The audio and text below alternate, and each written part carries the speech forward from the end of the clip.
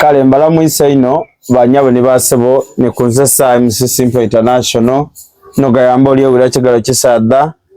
musada wo mesolole myolusoga mbusoga wano mu mikolo ejobuwangwa atendi mpaka so akuchenda na ina akatoneze mukaga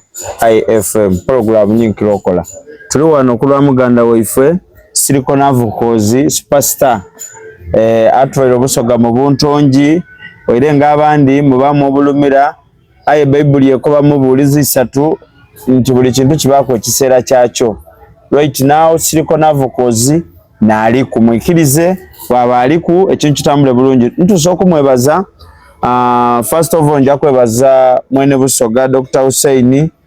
Busoga Nation bali woino kupushinga show ya Silicon nga buli video jobo nolino bona kuposta nga tupikashe ya muganda waife yali yonga 13 niko 14 oira awonga madiga tutegania mu kwiganga aira katonda bakoba nti tali akatogo na mandazi yavwayo yatuwagirera abantu bedda batuwagira abeganga tubebaza then bwe tuvaawo twaja enamutumbe waife yene yenda kusima ina abasiki dajoere sawe biringa ekintu kiri full ababona ku social media mwabona seche kyatambula bulungi muganda ife tunokuva yakati ndino kweta media zedenda ulo ndino kweta ba blogger ba tiktokers ba presenter buli muntu yambera omushyange ba promoter baide kwa wala tubone ko kubanga tuyakamole era wano wendi kwogerera nina ne Dr. Hussein tulinaye tuli kujja kulyamu kwa kamolo embuzidiri oba mukagaawo n'enkoko era ngensigo omukaga baligemisa Dr. Hussein na amana chana adikozesa ndikomye so ntwala message yange eri abasoga tonatona tube n'engeri okukopa nga mune ife Silicon bwakoze awe wawo abantu abandi dakumaganta akwati Silicon team wangu muzibu omuntu aba muzibu yeyiwe otagemagana naye ngabandi bakwa Dr. Hussein muzibu Busoga Nation muzibu Simple muzibu aya atakayi eri yabambo nanga Simple chichi mwangu ife ngabo tubani Silicon tuwa na Dr. Hussein na gama transport na voidina na kamilimo gyo studio need Silicon tegeza Silicon mwangu iwobe noko boti muzibu akasada kali katibe yasi mugeze kuino kumufosinga afuke mukwano go alija kubanga akola ki akwangoya atwenda kubebaza mutatulekulira showere yawa mutalema kubanga muleta business kwemba ku mikolo bivulu lishegereje cyo kubanga cyamla ona business joindo kubisawo yogera ne Busoga Nation akubikize kumukutugo ina yenda kurangira amasomero tujabisa amasomero kubagani Dr. Hussein akubikize ekintu kutuko kukamogo tona sigiriye niyo kemchabazinga afunvu kale mwena ba fans bange abalungi abagonzi bachali bange mwena ba presenters bange ba bloggers bange ba tiktokers bange ba promoters bange ngaba muntu yimena bo wano ba MCs bange ngero undi ali awe MC Simple kukidao mwena buli muntu producer wange Josbax ranga yena ali awo kuba mwabali ku D cameras director DSS media mwena at large mbebaza ninze Silicon Avokozi Uganda mkwano gwaino bana ngeta simye bulajiwa ngati sobola kuloba kubebaza ndi musimu ino mwebale okuida mwampagira omwezi guno gwe tuli kumala ku gwa December gena ku mwezi 13 mwebale okuikiriza mwerekereze ndolo abali yo mwaida Fort Lugard mwampagira beni enkera lyaku ngena ku mwezi 14 mwebale okuide na mutumba mwampagira bana mwampese kitibwa mwebale ino oidifa abembi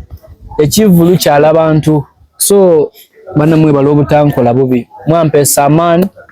mwampese ekitibwa mwaida mwabaawo nebaza buli kisi buli kinomu eyagaita ku concerts dange abagula tickets abagula tables abansponsoringa thank you so much bana tisobole kuba menamena kuba muli banji nsobola okumenamena bemenamena abandi nabera birate baniga bakati chikoba ifeti yasima so mbebakiza walalao mwena nti mwebale lalo okumpagira ndi musimu ino era nga kino ndijasoka nkibiseewo kozo mulimo gwe buli luchache taga mu stock mwabamu ekiyaka enkalija kubinji wiche no yene tulikuleta project ya ife empya kirira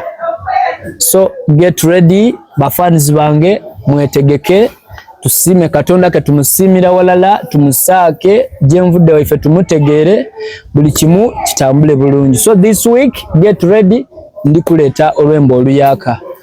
Olwaleero luno lunaku lwa kujaguzamu tulina after party yaife. Ngera ndesa abantu banga bendawulo abasinga baide tubeewo wano tulyaga buzi tulyaga koko buli kimu tuli kujja kukikola agate era nga Hussein y'omugabo gwe buvire ku ngafunye kinamusuubiza tukifunye ekyo nkifunye kuba nasaba magana ekyo takyogera nasaba nsigo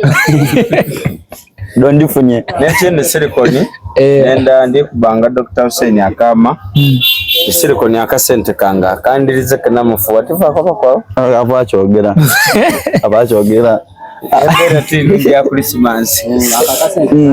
olingamu tulijaka muwa ekikoba akobye mu bigambo nti yakamufuwa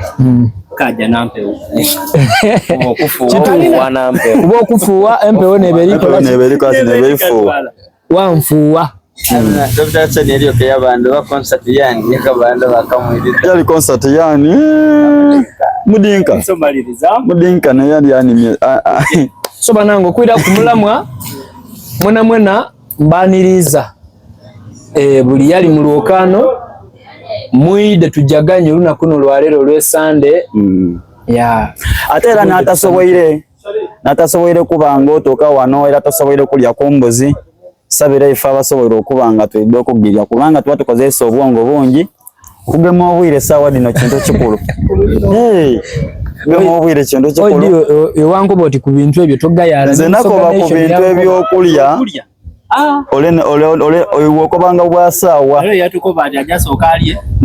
maafe Zana mulikoba bintu byakulya ayinzira zene ekintu ekyokulya ekyekintu akubya ati dabwide ono kyemwendera ku mikolo gyayogerera ze kabiri ekyokulya tibaawe ino ayo okulya obulya ku mikolo omukulu ono gyayogerera ekisooka kiri kirala akoba abantu nti banange tutose ku mukolo guno tusooka kulya metwajjamu ki mu bindi ekyo nkikwebaliza ku munange era leero nibwe ndireka olwira nti pa nga maama w'abaana akoba ati baba abaana ojja kusooka kulya moolye oba ojja kusooka olye moolye mwonaabe